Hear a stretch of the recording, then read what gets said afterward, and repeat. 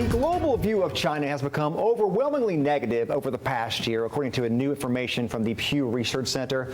Thanks for joining us. I'm Josh Rowe. And I'm Latricia Thomas. Ever since the first coronavirus case in December 31st in Wuhan, China, we've heard phrases like these a lot. China will pay a big price for what they did to the world and to us. China is to blame for the coronavirus. Everything that we have that COVID, the China virus because of them. Tonight, Sabrina Majore joins us now with more of how this kind of rhetoric has had a profound impact on the Asian American community. Sabrina. It's China's fault. It should have never happened.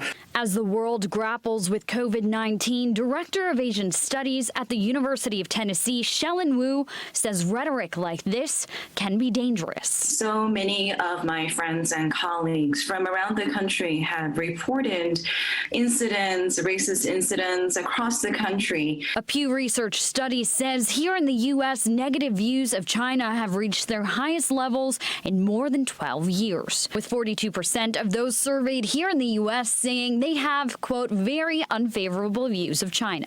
What is very unfortunate is that should be separate. So against China, which is a foreign country, versus Asian Americans who are Americans. Here in Chattanooga, Lucy Liu is the president of the Chattanooga Chinese Association, a nonprofit that has worked to promote and share Chinese cultures and customs. I believe we are a strong cultural related Chinese community. Even though we don't really have that many Chinese people in Chattanooga.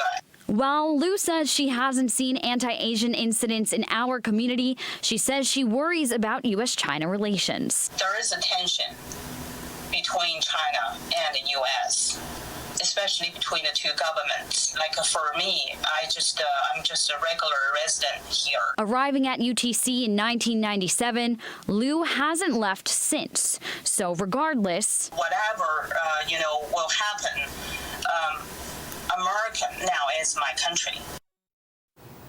The Chattanooga Chinese Association typically holds cultural events throughout the year. Many of them were canceled this year due to COVID-19. Instead, they've looked to add to the fight against COVID, organizing a fundraiser and buying PPE from China in early April.